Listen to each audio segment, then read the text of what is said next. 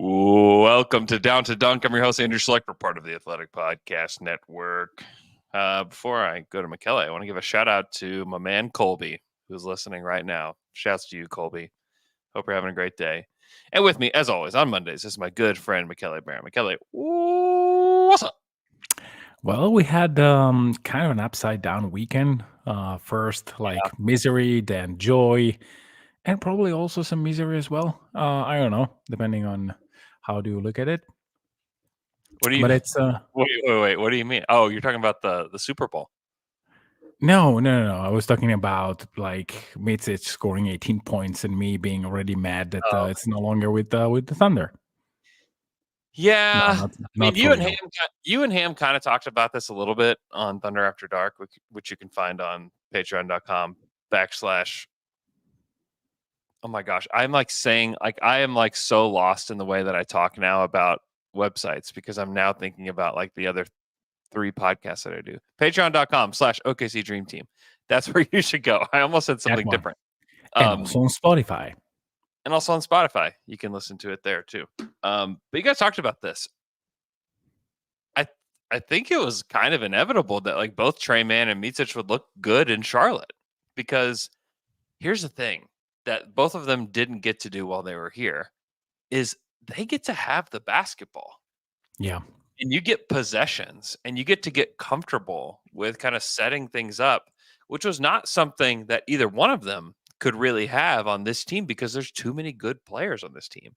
Yeah. And now, and this is where this will kind of bleeds into a conversation that we'll have later about Josh, but it's hard to be a player that is really good at setting other people up and to function on this team when they already have Shea and Dub and Chet. It's because they're all so good. And so it's no wonder that Isaiah Joe and Wiggins and guys like that are thriving. It's because these are low usage guys that don't need touches in order to thrive. But when you look at Micic, it's, if you watch any of that Charlotte game, I'd recommend that you just go watch it, because then you can see oh, that's the kind of player that he is. You know what I mean? Because he only got to do it for small spurts here and there. And it's not like the Thunder were doing something wrong. It's just what happens when you have a really good team. There's just not enough room for everybody to kind of do all of their things. And that's why Trey didn't get, the minutes that maybe he even needs. And so it's a good situation for them. It's low pressure. It's, hey, we need somebody that can do something with the ball. Especially with LaMelo out, and those two can do it. And so I'm happy for them.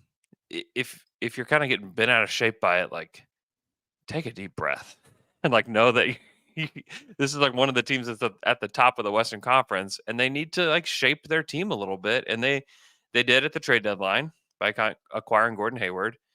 And then we're going to talk with Keith Parrish here in a second about BISMACK BIYOMBO, but they signed BISMACK BIYOMBO, and then they also brought in Lindy and gave him a contract too, so that he can be playoff eligible, which got astoundingly, crazily negative responses on Twitter. Crazy, oh my gosh, what's going on? He's the 15th guy, and we're losing our heads about this. But I just think that credit to them. I don't think the people within the Thunder organization, at least I wouldn't guess they would be shocked by those guys going to Charlotte and being good, because they know what those guys are capable of. And you need to be able to spread your wings a little bit to be able to show that. And there just wasn't room here, and that's okay. That's just, different situations are better for different guys. And for Micic in particular, I think he's going to put up some pretty big numbers going forward for Charlotte, and it's going to look good because he can go out there and play 28 minutes, and have the ball in his hands on offense every single one of those possessions. Yeah. And I mean, yesterday afternoon was the reason why, even in the second unit, he couldn't have that in OKC, because there is one guy who's producing at the elite level, an all-star level, and it's J-Dub. He was insane. like dishing assists, scoring efficiently, and was just all over the floor. Like, do Yeah. you really want to take out possessions from his ends? No, you want to give him more. That's the thing. And that's Yeah, why it was not going to work here. And that's why you have to be okay with it. And you can even leave that game thinking like, man, what a game. And still, man, some more possessions should have gone to Chet. Like yeah, exactly, and exactly so the point. it's to me, it's all about how do you maximize those three in Shea, Dub, and Chet. And boy, Shea and Dub were just special, like absolutely special yesterday on a Sunday afternoon against the Kings. Like they exercised some demons yesterday, winning an afternoon game and beating the Kings. Yeah, the afternoon game doesn't count. No Scott Foster, so it doesn't really count. Oh my gosh, what a disaster that game was. We're not going to talk about that a whole lot. But Dub was unbelievable. 32, 8, and 9, 13 of 20. 32, 8, and 9.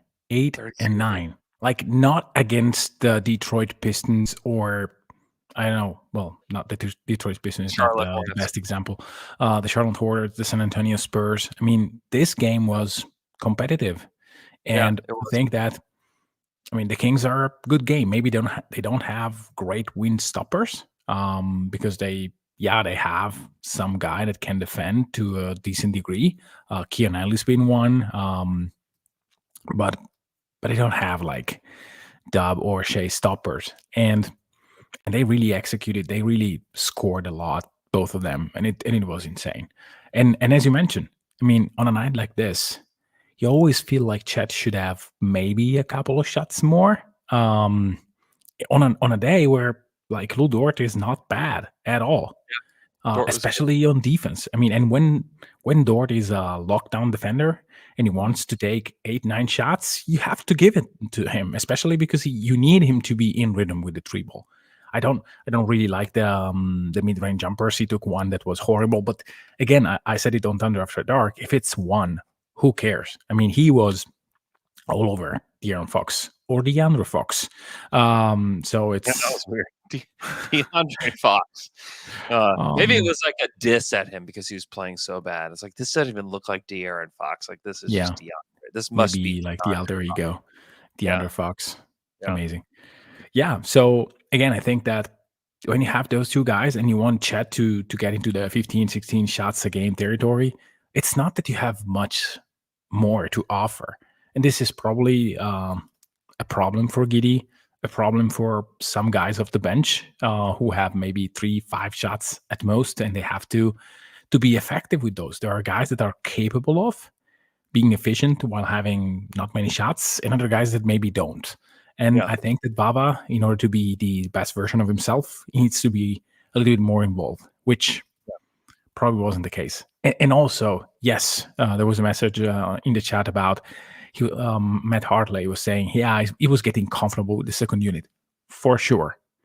But can you really play 4 small guards against some other team in the playoffs? The answer to me, and the reason and the way in which OKC is playing as of late, it's probably a no. They are trying what it feels to go a little bit bigger. How that works. Especially if Hayward is, and that's the thing is like we haven't seen the team with Hayward yet. Yeah, and he's going to, if he can be healthy, which from what I understand, like he's gonna play after the All-Star break and is pretty reasonably healthy. That if he can play, then there wasn't going to be minutes for Micic going into the playoffs. It just wasn't going to happen. And I hate to see him go. Like he's a fun player, but also a player that is that age that is like coming over because like he wants to play in the NBA, being told that like, hey, you can just draw conclusions to it. Just like how happy would he be doing that? I mean, it's also the question for Trey Mann too. It's like how happy would Trey be not to play? Probably not very happy because he's got another contract coming up too. And I don't think that it didn't seem like the Thunder were going to give him an extension. They weren't even playing him. So I think there's a lot of jobs out there in the NBA, and I think you want to think like the best of your team for every single player. Like the truth is, like the Thunder aren't the best situation for every player. Yeah, You know, like it's a great situation for a lot of these guys. For a vast majority, it's a great situation. Chet, Dub, Jay, Dort, Jay Will, Kenrich. I mean, you look at some of these role players like Kenrich, Joe, Wiggins, Case and Wallace, like, oh my gosh. Like what a great situation for all of those guys. Yeah, but You know? even there, like it's not that they have free minutes. I mean, Yeah. Kaysen, Monk torched them, like Yeah. destroyed him. Not Not tonight, a great boy. case game. Yeah. Not a great Yeah, case. go to the bench and we'll see you next time.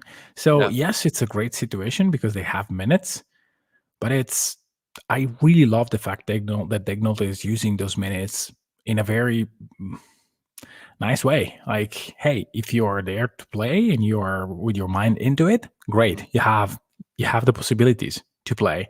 If not, well, there is Kenrich, which I think it's another guy that OKC needs to have ready and well rounded for the playoffs because Kenrich played a bad January. Uh, not the usual Kenrich. And last night Yeah. it was a little bit better. And I think that OKC needs to have him ready and a little bit more in rhythm with his three ball. Yeah. Yeah. I mean, definitely. If he's going to play in the playoffs, which again, it's weird to think that he's never played in a playoff game. Like that just doesn't even make Yeah. sense. But hadn't played in the playoffs yet. Like, yeah, you got to get these guys ready, and you have to. And there's a lot of games coming up. I mean, this one in Orlando, I think, is another really good one. To get these guys kind of warmed up. But yeah, to your point about January, Kenrich was 28% from three in January. Yeah. He was 43% from the field. Didn't shoot one free throw in January. Offensively, That's for the better, I think. But yeah. oh, I mean, definitely it is. I mean, it was a struggle for Kenrich in the month of January, and like that's okay. Like role players often go up and down, including a guy like Lou Dort, who's kind of a super role player for the Thunder. Mhm. But he is up and down, during the month. I mean, he was only 31% from three and has shot the ball Yeah, which really is not well. abysmal though. Like if this is the worst month for Lou Dort, I call it a win. Yeah. I really call it a win because if Yeah. he was having sensational December, insane November probably as well, and he's starting to be better in February. I think he's over 40% in February, so it's or around 40%. I don't have the number in front of me, but I think that Lou Dort, when he plays defense like he was last night, it's just whatever in office. Like give me that.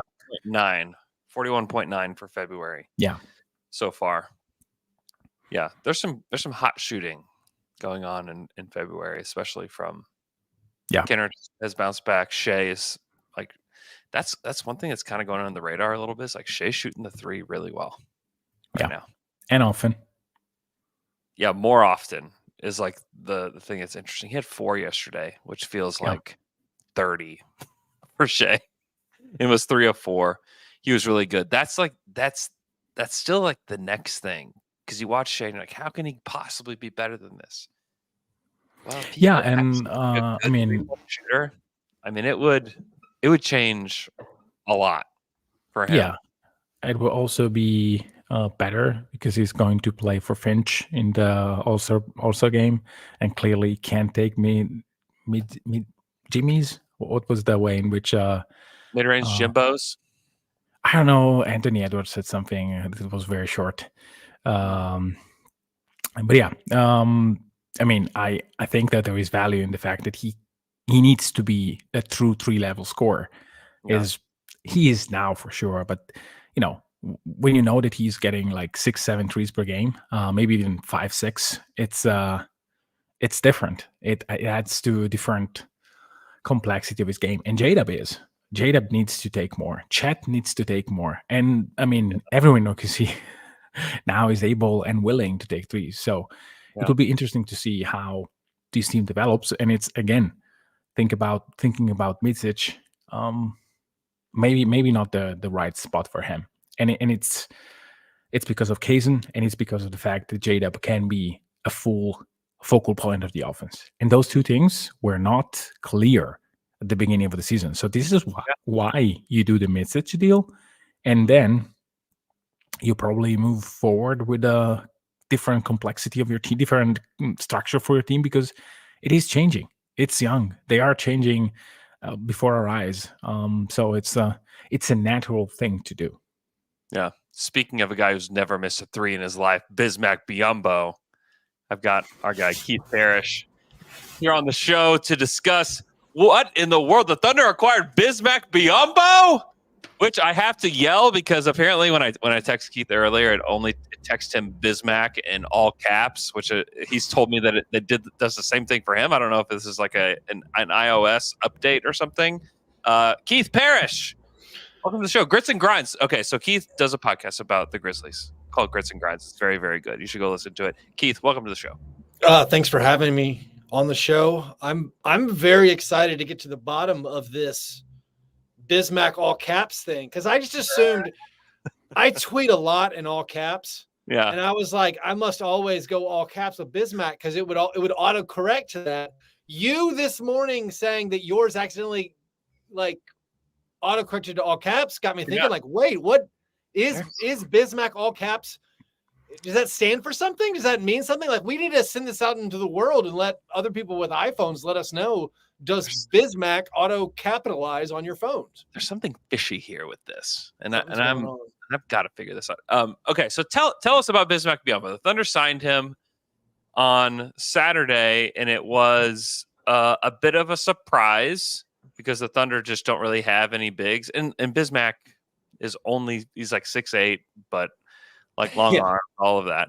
So he's like kind of your fake like 7-footer. But tell us about what he was like, because I think when people think about BISMACK BIYOMBO, maybe they think about him on the Raptors, or they think about him even on Phoenix last year. But what was he like with the Grizzlies this year? I think most people kind of have a grasp on who BISMACK is. Maybe I'm wrong about this, but like BISMACK is always the best center not on an NBA roster. Yeah. So if you're ever like, who can we get? You can probably get BISMACK. And you do say he's undersized, but like he's not like he's 6'8", but there's some guys I think of like Grizzlies players, or some guys you're like Jake LaRavia is 6'8", and you're like, really? He looks kind of small. BISMACK, when you say he's 6'8", you're like, really? Because he seems big. He does. He's like, he is a force in there. He's got long arms. He's athletic enough. And like, what you need to know is he's a screener. He's a rebounder. He's a shot blocker. And that's all. He is experienced enough in the NBA. He's not going to harm you in brief stints. He's going to protect the rim. You're not going to ask him to guard anyone on the perimeter. He's only going to play drop. He can throw a pocket pass, which is nice. He can't catch them, which is not nice. There's a lot of, I want to say the Suns had like a BISMACK blown layup counter thing. Like, it's not the best, but he's just serviceable. He's also a great, community leader. Everyone's always like, BISMACK's an amazing guy to have around your franchise. So I think he fits this need where, like, if you look at the Thunder and my outsider view of the Thunder, it's like you have like basically one kind of smallish hole on the roster. And that's like, you don't really have bigs outside of Chet. And maybe it's just like the insurance for having to play maybe the Nuggets in the playoffs or something, and just a guy who can use up some fouls and lean on Jokic for a little bit, like that kind of thing. So I don't think he's going to blow anybody away. I mean, he will have a game. Like he'll totally have a game where he has like 8 points, 10 rebounds, 2 blocks, and 2 assists. And you're just like, oh, this guy's awesome. And then you realize a couple of games later, like he's kind of stopped shooting the ball, and he's just in there. So, I mean, BISMACK is what he is. Great, I guess, depth piece, great guy to have around. Whether he's ever more than that, I doubt it. Yeah, I mean, our idea when we saw this roster spots open was like, hey, they will get another Thunder guy, like maybe a wing, maybe someone who can really like maybe play some center, but not necessarily. And we definitely said they will never, ever add someone like BISMACK BIYOMBO because he can't really pass. He can't, and this is why OKC did it, in our opinion. But anyway, on offense, OKC really plays like a pass first offense. They don't play like standard pick and roll. They do some, but not really like as many other teams do. And defensively, you said that he's strictly a drop guy. and OKC use a lot of switches. So do you think that they will try to drop him and full stop, or can he like on some like wing can do some switching or stuff like that? I'm not sure how to answer. I feel like no. Like I don't think you would ever ask him to like go chase anybody on the perimeter. I think you specifically have him just to fill his little niche of like this is just what he does. And I don't know if maybe the Thunder can be miracle workers with their coaching and get something out of BISMACK. He hasn't shown in his last 10 NBA seasons, but it's like I don't my impression is like they wouldn't. As far as the passing though on offense, I do feel like he is a capable passer and he's obviously a willing passer. He's a very unselfish player.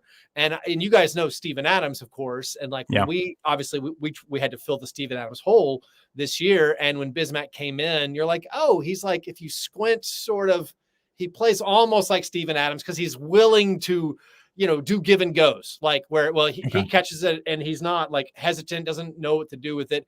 He understands like when Bane gives me the ball, well, guess what? Bane's going to cut and I'm going to give it right back to him. And some guys just don't have that. Like Jaren Jackson Jr. on my team doesn't have that. He's learning it, but like his natural inclination when he gets the ball is like, what can I do with the ball? I do think BISMACK, because of his just like his long NBA career of being a role player, he understands when J-Dub or Shea gives me the ball or anybody else gives me the ball, they're probably moving. And BISMACK's first thought is going to be, who can I give this to? And so I think that part of it, it's going to help your offense where he's not going to hold on to the basketball ever. He is going to catch it and then give it and he's going to see those people. So like, he's not like the ball's not going to stop with him. I wouldn't be concerned about that. As far as your switch heavy defense, I would be concerned in that aspect. Yeah. It's not the only style that they play. They do some dropping, but it's against specific guys where like, if you have a guy that has even the, like a small chance to pull up, they always try to either force the screen or to switch. And so that is a little bit perplexing. But I also think that if you play a situational big man, then you are probably playing him in certain matchups, not like generally. If you go against like a small unit, this is not the place for BISMACK.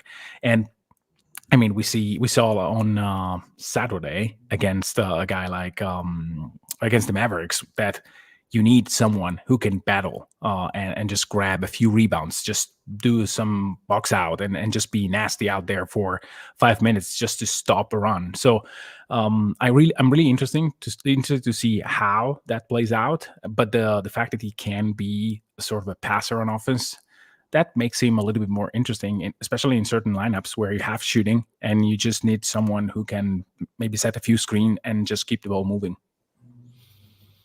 I also feel like I don't know how you guys feel. I mean, I assumed this signing is more also just that insurance policy, just an emergency player to have. Like it wouldn't shock me if in the first round of the playoffs he doesn't play a minute. Depending on the matchup, his specific series, like he's not going to play. And I don't know if they'll probably work him into the rotation just to try out some stuff and see what they have with having a more traditional rebounding big to play. Like, I don't think they're going to try out any like Chet and BISMACK, things like that. I'd be surprised. But I do think this is just whatever on the trade deadline, you guys freed up some roster spots and they're like, you know what, we're pretty good this year. We might have a chance to make a deep playoff run. What's something we want to have a extra backup in case of emergency, in case of foul trouble, in case of injury? Let's just, we feel like we need another big body. And that's where you go to the top of my analysis. Who's the best available big man, not on an NBA roster? It's almost always BISMACK BIYOMBO. It's BISMACK BIYOMBO. Yeah. My thought is that you get into a series with like the Lakers, or you're in a series with the Nuggets, and you just need somebody to push the opposing big off their spot for 5 minutes. Yeah. And that's kind of what I think he's here for, is to do that. And then, like you said, like he can do some thundery things where he can move a little bit and pass a little bit. But for the most part, it's just like, hey, can we get Chet like 5 to 10 minutes where he's not having to deal with Jokic or whoever it is, and just push them off their spot? And great. Like, I think he could do that. And when you look at the West and the specific teams you're going to have to go through, it's like we're talking about Gobert, and we're even talking about like Nurkic. Like these teams all have bigger centers And like BISMACK is a guy you can throw on AD just to push, to try and make it hard on AD for a little bit. So like the West, maybe every team doesn't want a traditional center, but like it turns out all these teams at the top of the West are really big and have these like gigantic front courts. And that seems to be one spot where the Thunder are a little bit thin. Mm-hmm. It yeah, definitely speaking is. about like pushing guys out of the spot. I mean, yesterday they were playing the Kings, and they did exactly that. For 5 minutes, Domas was rolling, and they put J-Will on him, Jalen Williams, for 5 minutes with Chet on the court. And they were just trying to push him out of the spot, out of the nice little place where Domas likes to take one dribble and hook it. So I guess that could work, even with Chet on the court, because of the fact that sometimes you need to give Chet 5 minutes of not being asked to be the guy who pushes, who fight for every single rebound, and just be a little bit more free to be the free safety for OKC's defense. Yeah. I think that makes a lot of sense.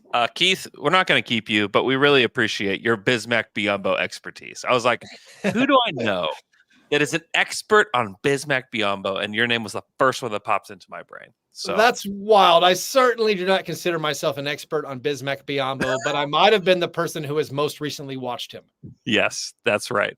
That's exactly right. And that's why you're here. Hey, go listen to Grits and Grinds. It's a great show. I know the Grizzlies are not great this year, but if you ever wanted to learn anything about the Grizzlies, that's your one-stop shop. That is your one-stop shop. Keith, you're the best. Thanks so much for coming on. Thanks, guys. Happy to be here. All right. Let's take a quick break. We come back. We'll talk more Thunder. We'll talk a little bit about Josh Giddey's role, and we'll talk about the upcoming All-Star break, which feels like everybody kind of needs that. We'll be right back.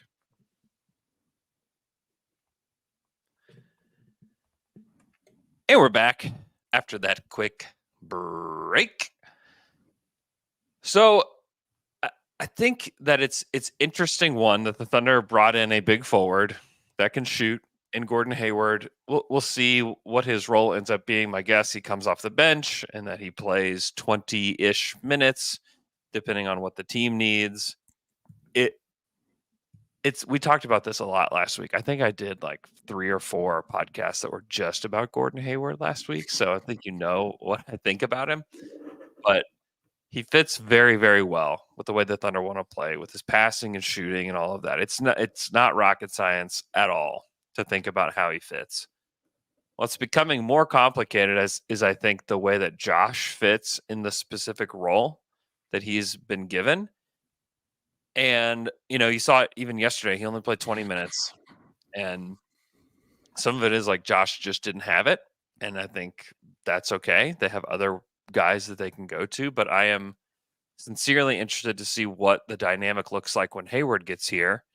I don't think it means like Josh is going away or Josh is not going to be in the starting lineup. I expect Josh to start. I expect Josh to play. I expect them to continue to try to work him into the lineup.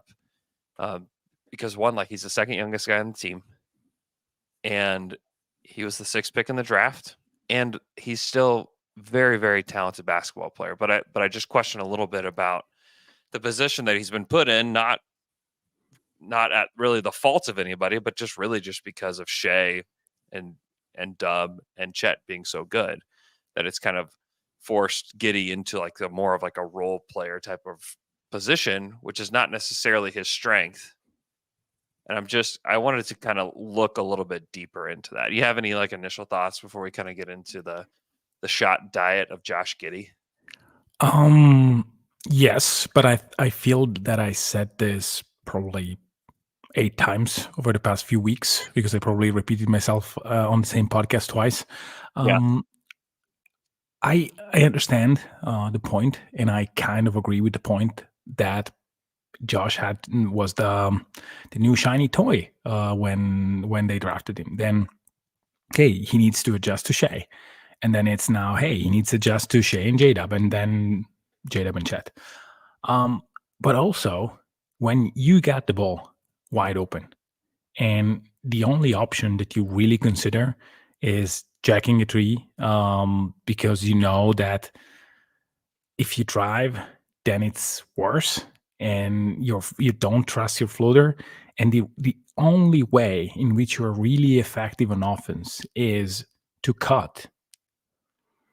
Then I really wonder if this is just, hey, the NBA is moving away from guys that are not able to be threats on offense, at least from short range and long range, and they don't play defense because I mean, Josh is not playing good defense. Even yesterday, there were moments where it was just like if he wasn't there. There are moments where you kind of believe him a little bit, but I don't know, it's very few stints and not really continuous. So how do you trust him on that end? And again, it's not that he's not touching the ball. It's about how he can be effective.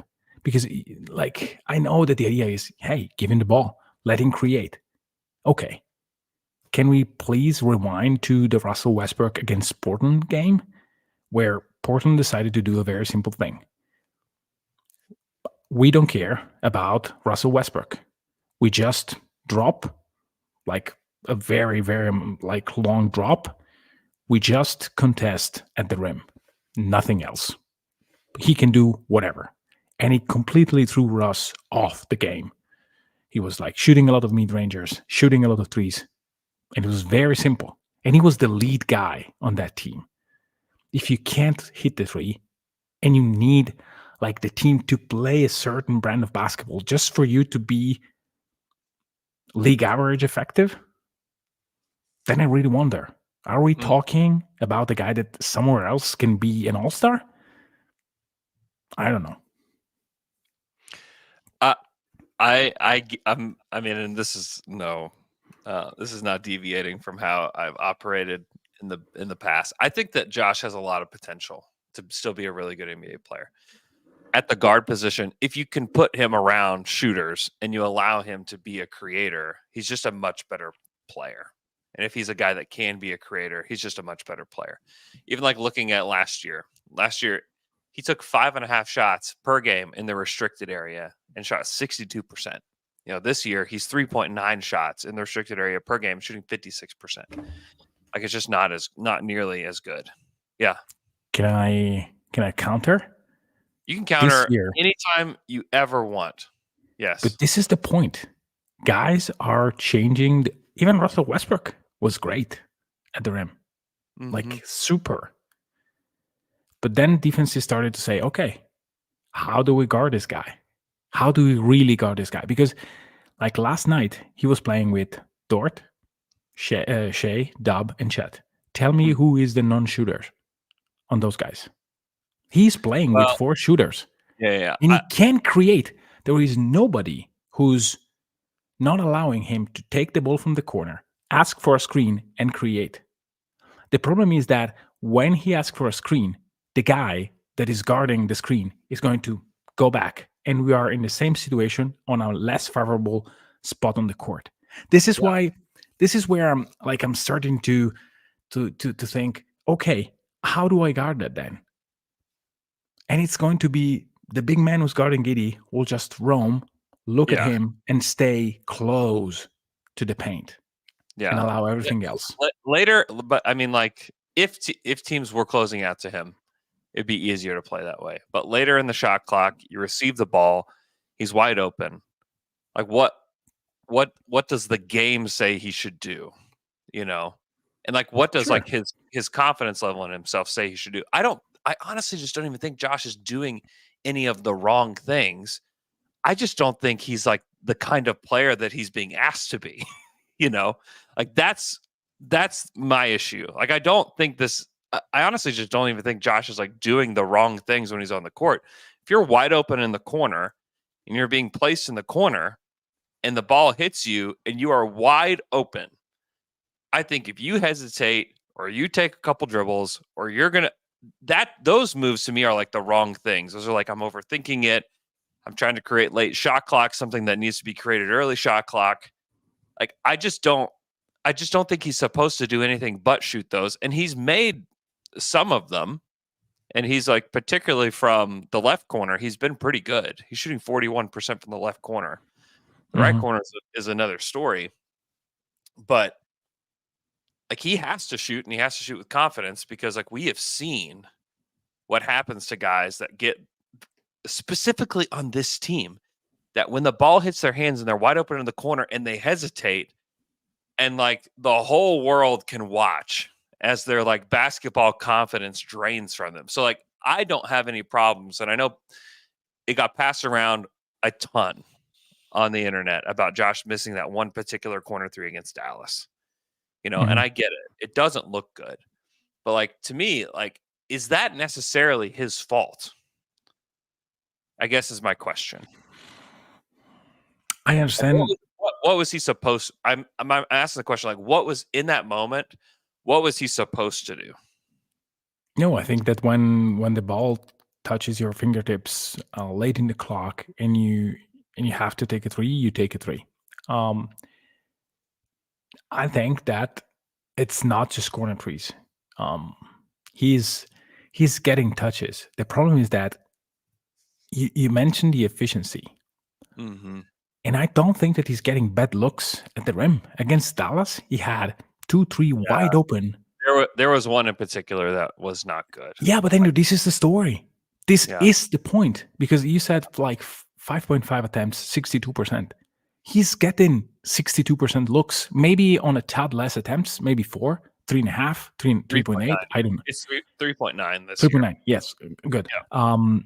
So I think that he's getting 62.5% attempts. If he does that, then defenses are starting to say, okay, if he's getting closer with his floater, I need to take a step forward, because otherwise that is money, like they are doing with J-Dub. Why J-Dub is getting so many?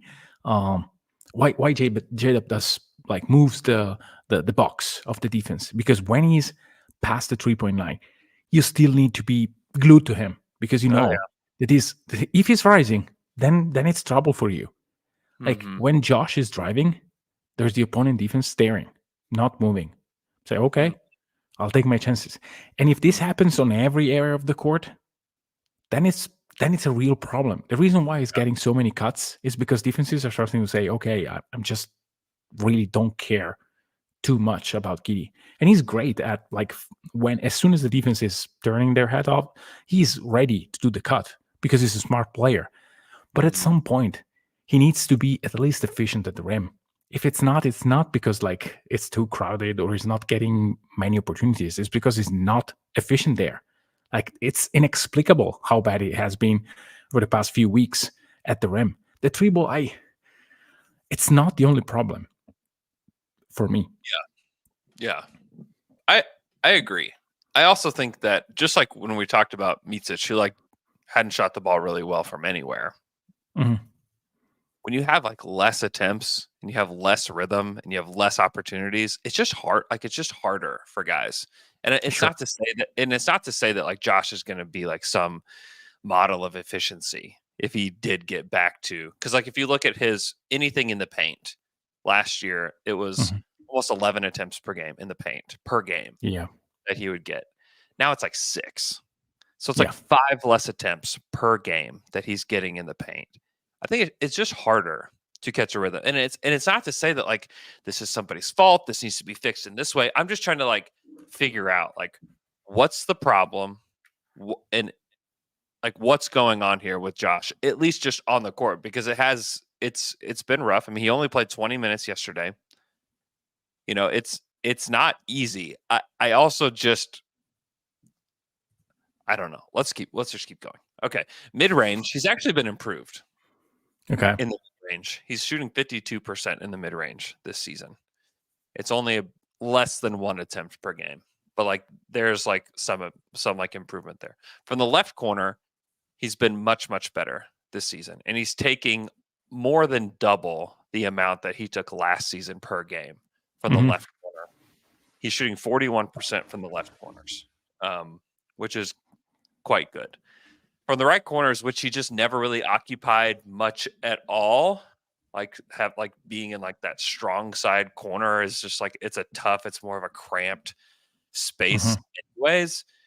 He's taken about half the amount there that he's taken so far this season, and he's only shooting 23%, which was at 40% last year, but it was on such low volume that it was like it could have even been luck. And he's 12 of 30 last year, or not 12. He was 12 of 30 last year, which again could have just been pure luck. And then let's see, from the corners overall this season, he's only 35%, but he's taking almost triple the amount that he did last year from the corner, which is, again, like if you were to talk about like what is Josh Giddey's game, like the corner three would not be something that you would talk about. No. And he's being asked to take it more often than he ever has. I mean, above the break, he took a lot more above the break last year. And not that it was good, but like he was just, and we talked about this, that's the space on the floor that is occupied by your best players typically. Yeah. Like Lou Dort is taken way less above the break. Josh Giddey, way less above the break. Those are kind of designated. Well, yesterday he took one, which when I saw that three, I said, I know. He took a neat check? Really? Like a dagger three? In that moment of the game too, like the Thunder were just like really rolling, taking really smart shots, and it really did feel like it felt a little bit out of place. It was almost like, hey, me too. It's kind of what it felt like. Yeah, exactly. Here I am. Let's roll. Clank. It's my whole point in all of this is just that like the shot diet is so drastically different than what it was last year that I think if it's going to work in Oklahoma City, it's gonna take some time and some adjustment to figure out like how do we use this guy, because he's he's a very unusual player, and we've known that since he's been here. Like he's a very unusual player, 6'8" point guard, pass first, incredible passer, still the guy that, and I said this after the Raptors game, that there's no other combo in the league, coach and player, that I may trust more in a sidelines out of bounds play with Josh Giddey and Mark Daigneault. Yeah. Like it's almost automatic that they're going to score on a sideline out of bounds play. And I still believe that's true. And it's like a weapon you can use. Sadly, it's a weapon you can use like twice a game, not like over and over again. It's not like you have like 50 timeouts where it's like, hey, for every possession that Josh is on the court, we're just going to call a timeout so we can get a sidelines out of bounds play. You can only do it a few times. It could be extremely useful, especially like you get into the playoffs of a game that's like it's a tie game, 10 seconds left, Thunder ball, sideline out of bounds. Like who do you want to pass that ball? Yeah, sure. Like it's Josh, and that to me, and I know it's like a very niche job to do, but to think. I just think like Josh is being put in a position that makes him look like one of the worst players in the league, but I definitely think he's not. Like I think he thinks game at a high level.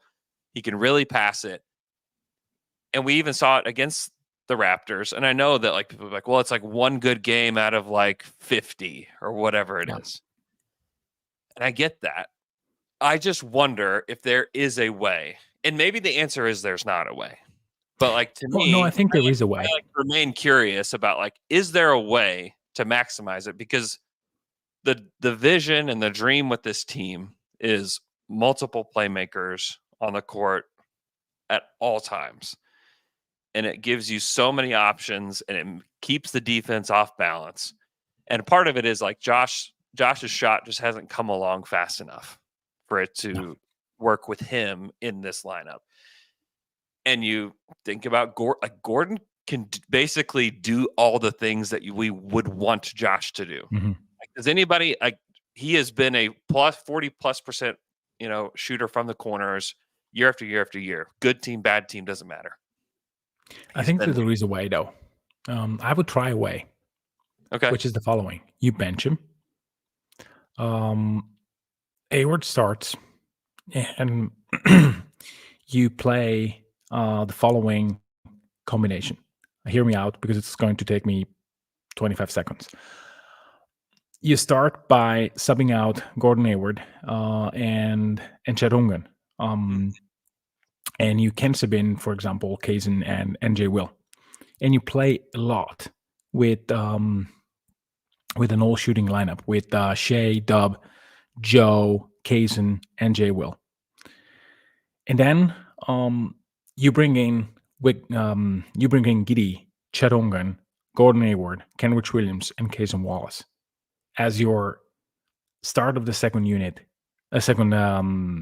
quarter, kind of unit, where you have Josh as the lead guy. You play a little bit different, but I think that this could unlock Chet Holmgren a little bit more. You have shooters all over the place. You have a very smart player in Kenrich Williams, and you have Gordon Hayward. And you need to see if that means that Shea and Dub are fighting for shots, which I don't think, because they can play off each other. You close the first quarter in a crazy way. They are starting to do that a little bit more, like playing Dub and Shea a little bit more together. But you just play 12 minutes, both of them. And then you start Giddy and Chadongwan. That scenario has Giddy on a very low amount of minutes, because it's maybe 6-7 in the second quarter, maybe 6-7 in the fourth, and maybe you can snag in 1-2 minutes at the end of each quarter if you can. So it caps the amount of minutes, but those could be good to great minutes, because you have Chadongan being the guy who takes Giddy's assists, that can be your floor spacer, so the floor is completely spaced for Giddy. If that doesn't work, then you have your answer, because there is no other possible lineup that can unleash Josh more than a lineup where everyone can shoot. You have crazy passers, and you have defense, because you have Kenny, you have Kazin. You can swap Kazin and Dort. That will not change. So you can do something like that and see how it works. And it was similar to what they did against Toronto. That put Josh in rhythm. And if he's in rhythm, then he can even close. But if that doesn't work, if that is not something that really changed the way in which Josh plays, then you're out of solution. I'm not sure that Degno will try it, mainly because that has been awesome in the second unit. So why are you changing? I mean, like, I think you could try this in the regular season for sure, but when it comes down to the playoffs, like, it's going to be about staggering Shea and J-Dub. It's not anymore about how do we get Josh the ball in the play. I mean, it's like, hey, the two best players on your team need the ball, and you stagger those two.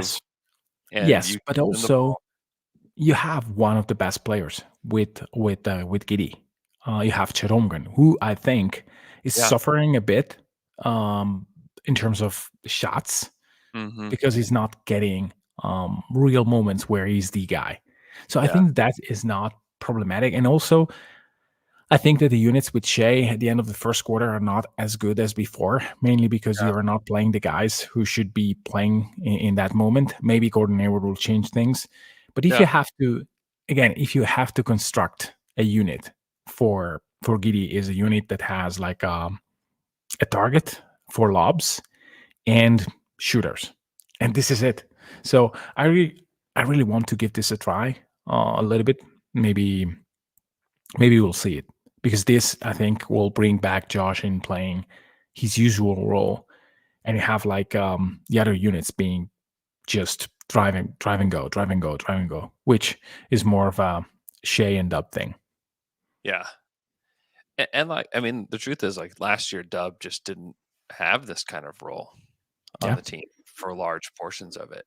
And it was more of Josh that had this role. And it worked decently. And like, the thing is, like, I just want to inject a little bit of nuance into this conversation, because like, I see too much of that, like, Josh is just not a good player, and like it just goes, it's either like guys are the greatest or they're the very worst, and it's like, let me see how I can pile on the most.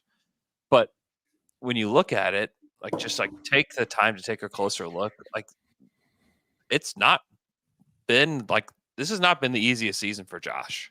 He's being asked to do things that he's not particularly good at.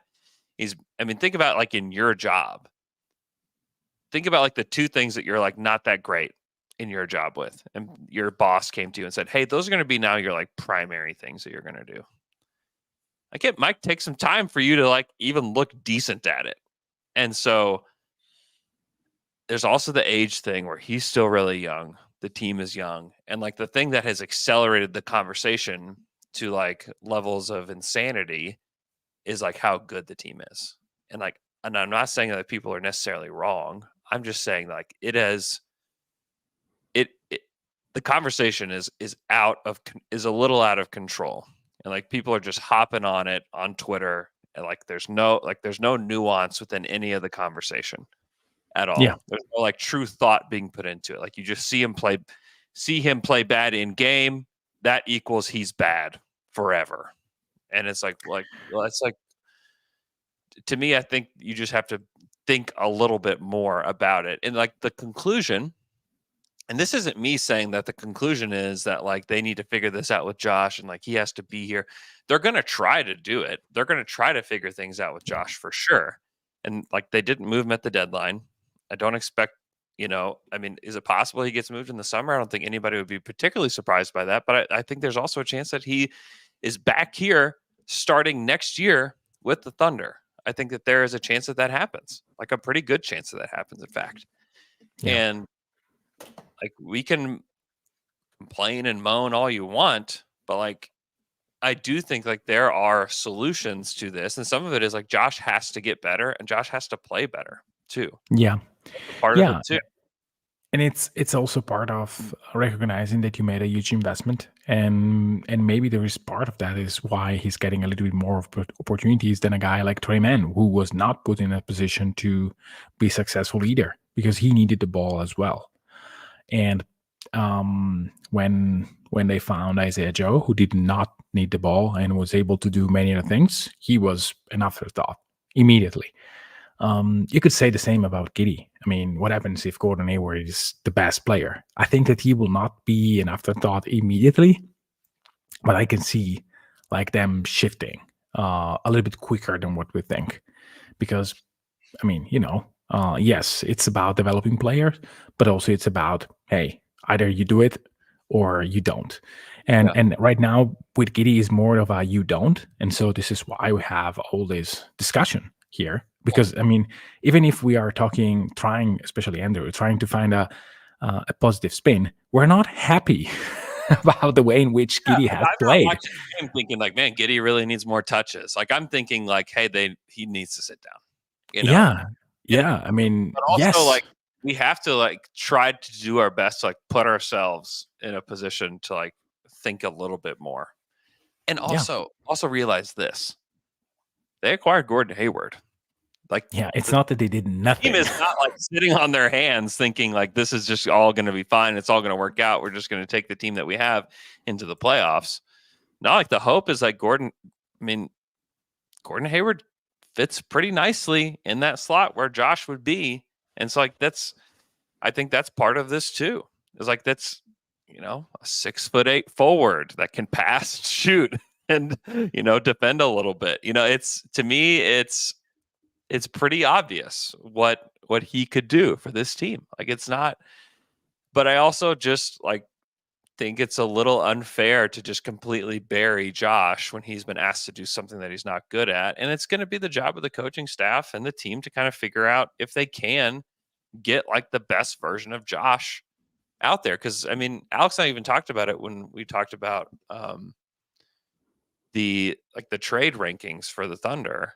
Like Josh could be traded for positive value.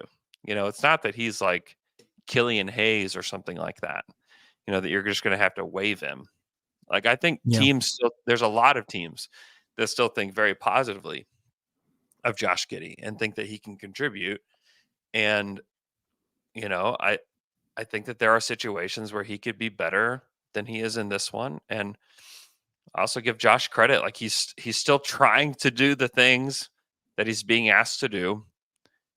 He's not like, I haven't heard complaints, privately, publicly, whatever. Like I haven't heard complaints. And we'll see where it goes. But I just wanted to just like dissect it a little bit and just like take a look at like his shot diet is completely different from last year. Yes. And you can feel it, you can sense it, like he wasn't given the time. And that's just kind of like the NBA is very unforgiving to players. And like guys can pass you by quickly in this league, and things change for you quickly in this league. I Yeah. mean, think about even like Jeff Green, the way that people thought about Jeff Green in like the first year that he was here. It was like, oh, it's going to be Kevin and Jeff. Jeff was really good for OKC in his first year here and put up like good numbers, like big numbers. And he had to, as like Westbrook came in, and like, Yeah. Westbrook didn't start right away, but as Westbrook got better, and then Harden comes in, and then it's like, well, suddenly like Jeff is not the like number 2 guy on this team. I mean, his first year in Oklahoma City, 16 points, 6 boards, 2 assists, shot 38% from 3. Yeah. Like, wow. Man, Maybe he should have been more of a. He was voted for. He was voted most improved by at least somebody that year. He was top 25 in most improved voting. So somebody voted for him for most improved player his second year. Then the next year, shoots the same amount of shots, shoots only 33% from 3, doesn't look quite as good, and then gets traded. And then he kind of just bounces around, OKC to Boston, Boston to Memphis, Memphis to Clippers, Orlando, Cleveland, Washington, Utah, Houston, Brooklyn, Denver, Houston. Wow. He's bounced around. And like the thing is, like Jeff is a good player. Like he's been helpful in a lot of different places, some places better than others. And he's been a good pro for a long time, and yeah, and it's not that you can say that things change quickly is my point. Like things can change quickly. Things change very fast for Jeff Green, who was at the 5th pick in the draft and thought to be like one of the like building blocks for your team. And like that can also change for Josh quickly as well. That's yes. And if you think that OKC's again, think back about the Hayward thing and where OKC was before this trade. Who could they sub in place of Giddey? Yeah, you could sub in Isaiah Joe or Joe, but you know that every option, it's not ideal. I mean, with Joe, you don't have size. With Jay Will or Kenny, you don't have the same passing, and you don't have shooting. Not that you have with Josh, but you still have similar issues. Just like creation in general. Yeah. Wiggins, too small. I know that Josh is not the defender, but still, you don't have an ideal option. Being 6'8" is valuable. I mean, being 6'8" is a valuable thing in this league. Yeah, he's a good rebounder. Like the difference between 6'5" and 6'8" is pretty big. Exactly. So you don't have one. Now they have, because if you think that Mitsic could have played the same role of Giddey, just start. No, it's not. It would not help to that degree. Yeah. Hayward, maybe he doesn't play because we don't know. Maybe he plays like 5 games, maybe 8, maybe 10. Yeah. But he's a good bet of like someone that you can buy for cheap, reworking your salary cap for next year, which is a very good thing. And also have the opportunity to have the perfect replacement in the starting unit for Josh Giddey. This is what they did, or the closing unit. This is what they did in this trade deadline. So they know that is a spot where they need to improve. Otherwise, they would have traded for Olenek and then took maybe Gallo in. They could have done the same. Like, we trade for Olenek because our worst spot on the floor is missing a backup 5, and then we get someone from cheap on a buyout market. No, they did the other way. They got a wing, and then they got someone cheap to just play situational big man minutes. This tells a lot of where OKC's mind is in terms of, hey, how are we in terms of roster? And maybe this is just a salary move, and maybe we don't know nothing, but still they got someone who plays exactly the 3-4, which is currently the role that Josh plays in the starting unit. Yeah, I think that's right. I also do think that the salary move is going a little bit under the radar. And I know No, it's it's hard. not. It's think really it's there. Like it's yeah. the first thing that Bobby Marks said, and we reported on the podcast. Like it's not insignificant. It's 2 seconds to clear up the space for next year. Yeah, would you pay They could 2 clear seconds to clear 17 million? Teams have paid way more exactly. than that to clear So 17 million. yeah, but on top of the beauty of having like extreme flexibility next year, you get to try out someone who can play that role if Mhm. he's healthy enough. Yeah, That is a huge bonus. it's a huge bonus. And then you can also re-sign him, or you can sign and trade him. There's going to be options with him in the summer too, depending on what, he looks like physically. Mhm. Because I think as long as he can be like physically healthy, it's just hard to imagine him not being good with the team. Yeah, exactly. Yeah. So it's going to be interesting to see it all unfold. And that's the thing too, is like, this is a really young team. Excuse me, that is going to change really fast. They've already changed really fast into like one of the best teams in the league. Yeah. Like, and because they're still so young, the rapid change isn't over, but think about how different, I think I said this on Friday. Think about how different they were, from last February 12th to this February 12th. Whoa, like vastly Yeah. different. Think about how different they're going to be from this February 12th to the next one, or even to the one after that. Like, they're going to be very different, as they continue to move throughout this. This team is going to evolve and change. It's not like some frozen entity that is going to stay the same. There are going to be different players on this roster. Things are going to inevitably change. The Thunder have a big decision to make with Josh this summer. But ultimately, there are bigger decisions to make down the road than this Josh one. I honestly, the hand wringing about Josh is a little bit is just like gotten like way out of hand, like way out of hand to me. Yeah. And I get it. I get the frustration. You want your team to be perfect. You want your team to look perfect and to be ready and to be ready to do it all right away. It's not the case here. I mean, could the Thunder have done more things at the trade deadline? Absolutely, they could have. But they're not ready to do it yet. And so there will come a time where they're ready to do more, where they're ready to push their chips into the middle of the table. I mean, think about what they did this at the trade deadline. And it tells you it gives you a glimpse as to where the team itself believes the team is. They acquired a player via salary dump from a bad team using 2 second-round picks. And that player could end up being very helpful.